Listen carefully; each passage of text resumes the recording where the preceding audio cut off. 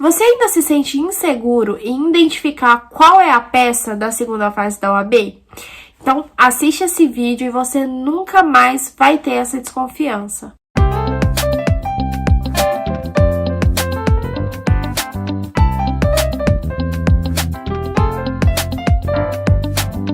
Eu já passei na primeira fase da OAB e estou me preparando para a segunda fase em Direito do Trabalho. E nesse vídeo eu vou te ajudar a identificar a sua peça. No início dessa minha trajetória, assim que eu comecei o cursinho, eu ficava com muita dúvida e assim, muito medo de chegar na hora da prova e tirar 0, porque você sabe que se a gente erra o nome iuris da peça, a gente já zera tudo. Então eu ficava com muito medo disso. E aí no decorrer do curso, eu fui assistindo as aulas, entendendo o processo do trabalho em si. E agora eu me sinto muito confiante em identificar a peça e por isso eu trouxe esse vídeo para ajudar você também, que ainda se sente um pouco inseguro, a conseguir identificar a peça. Primeiro eu quero me desculpar, gente, porque a minha voz tá um bicho. Tô com a garganta inflamada, menos de 20 dias pra prova e a gripe resolve me atacar pra me deixar derrubada, mas isso não tem me impedido, tenho ido pra faculdade morrendo e estudado da mesma forma, mas cá estamos, né, vai valer a pena, vai valer a pena. E uma das dicas que eu queria deixar é, você que, assim como eu, já passou na primeira fase, tá agora pra segunda, dá um gás, sabe? Dá um gás nesse período final e vamos passar, porque eu sei que às vezes a gente abandona a vida, a gente deixa a vida de lado, a gente não tem mais vida enquanto a gente tá estudando, mas é por pouco tempo, agora mesmo são por menos de 20 dias e vai valer muito a pena, sabe? Então é isso que eu tenho feito, eu não tenho saído, não tenho conversado com quase ninguém, não tenho saído de casa mesmo, mas vai valer a pena, eu espero. Então, sem mais delongas, vamos ao conteúdo. Primeiro, gente, uma coisa que eu queria dizer é que a gente tem que perder o medo da peça, sabe? Se você ler com bastante atenção, vai ter alguma coisa lá que vai te mostrar o que é. E se você realmente se prepara e conhece um pouquinho, mesmo que seja o mínimo, de todas as peças, você não vai ter medo de um conteúdo inusitado. Porque, basicamente, existem 3 esqueletos de peça, né? O esqueleto de inicial, de defesa e de recurso. E aí tem o misto, que a estrutura mista, eu falei esqueleto, mas tá na mesma, né? A estrutura mista, que ela é praticamente uma estrutura de inicial, o que muda é que ela tem o número do processo e ela não tem valor da causa, que é, por exemplo, os embargos de terceiro. Mas no artigo em si dos embargos de terceiro já fala que é uma petição inicial, que tem que distribuir por dependência. E tipo, se é inicial, é estrutura de inicial, né? Mas já tem um outro processo, entendeu? Então, em alguns artigos tem isso, no mandado de segurança também. E assim, gente, eu acredito que, primeiro, não vai cair mandado de segurança de novo, né? Porque caiu no último exame, mas ainda assim eu estudei um pouquinho sobre o mandado de segurança.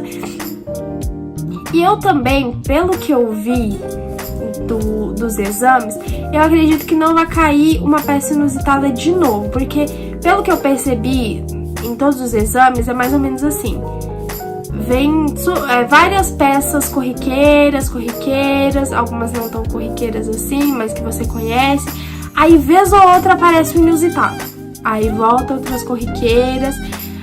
Às vezes, em determinado exame, a banca, ela escolhe uma área para cobrar aquele modelo aquela peça extremamente inusitada. E aí, no 36º exame, os não felizardos, né, foram os trabalhistas, que caiu o mandado de segurança, quase ninguém estava preparado. Mas enfim, se você se prepara para todos, você alivia essa insegurança, sabe? Não fica pensando, eu quero que caia uma inicial. Eu fico pensando assim às vezes, ok, se cair uma inicial, uma contestação, vai ser incrível. Mas eu não fico, eu preciso que caia uma inicial. Não, porque não adianta ficar assim, a gente só vai ficar cada vez mais ansioso e isso só vai dificultar a nossa vida. Então, assim, o primeiro passo em si é que você tem que ler o enunciado com muita atenção e muita calma e ir destacando as informações que são relevantes. Pensa que não vai ter nenhuma informação lá que é só pra falar que... só por colocar, só pra ilustrar, sabe? A maioria das informações é pra você criar uma tese. Então, você vai falar, a Camila trabalhava na empresa X, que era terceirizada da Y. Não é só pra ilustrar o caso, sabe? Nesse caso, por exemplo, seria pra você ver se vai responder solidariamente ou se vai responder subsidiariamente. Entendeu? Nenhuma informação vai estar lá por estar. Então, presta muita atenção em todas as informações. Vai grifando. Uma coisa que eu venho fazendo é ir grifando as informações. E aí também eu vou vendo as informações e colocando no rascunho possíveis teses. Aí o segundo passo, para você realmente identificar a sua peça, com base nessas informações, você tem que entender em qual momento processual que você está. Por isso, gente, que é muito, muito, muito importante você ter, assim, de cor na sua cabeça toda a linha do tempo. Então, você tem que saber, tá onde? Já teve sentença? Não teve sentença ainda? Só teve uma entrevista preliminar? Então, se só teve entrevista, vai ser o quê? Inicial? Se já teve sentença, pode ser um RO, pode ser um embargo de declaração. Mas normalmente, nos enunciados, na maioria deles que eu vi, que coube RO, tem assim, falando que não teve vício na sentença. Então, se não teve vício, não cabe embargo de declaração. Aí você tem que perceber também, tá na execução? Tá no TRT? Tá na vara? Sabe? Você tem que entender de cor mesmo esse momento processual que a gente tá.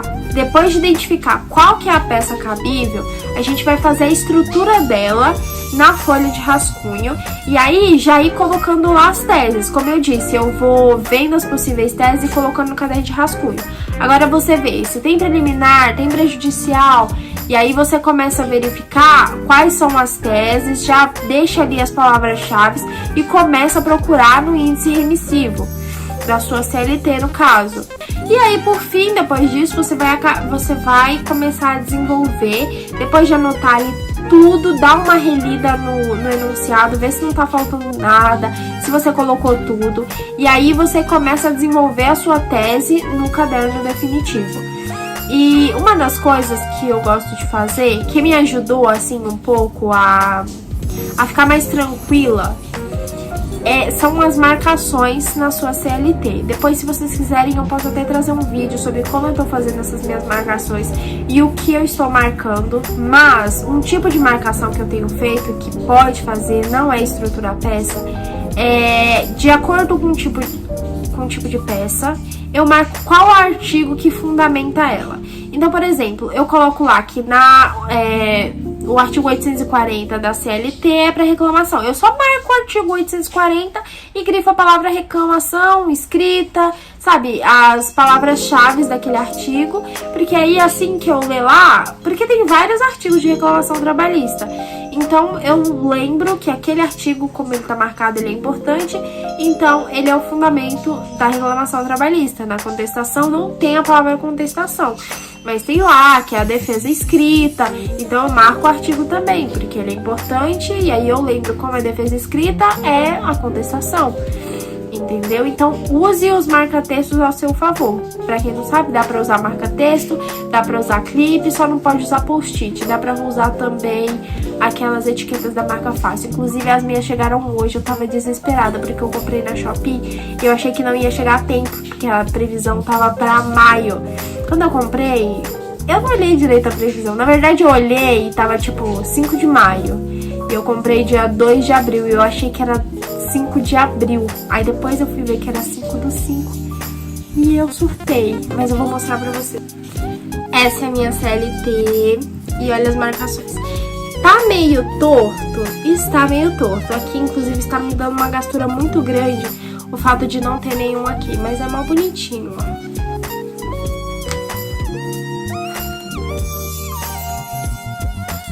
Então, é isso, bonitinho, né? Então, as marcações, por exemplo.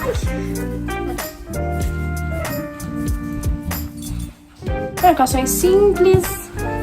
É isso, gente. Vou dar dicas finais aqui pra você que continua até aqui. Então, já se inscreve no canal se você tá estudando pra OAB, se você vai estudar, se você faz faculdade de Direito. Aqui, às vezes, eu mostro o dia a dia de faculdade de Direito, de tudo um pouco. Então, se inscreve no canal, deixa o seu like, por favorzinho, pra me ajudar, por favor, pelo amor de Deus. Nunca te pedi nada, né? Dicas finais. A banca, ela fala que você tem que, na sua peça, indicar todos os fundamentos plausíveis. Então, tudo bem você indicar, às vezes, um artigo, uma súmula, contanto que eles tenham relação, que ambos fundamentem sobre aquele assunto. Outra dica, se você errar, tudo bem, passa um simples traço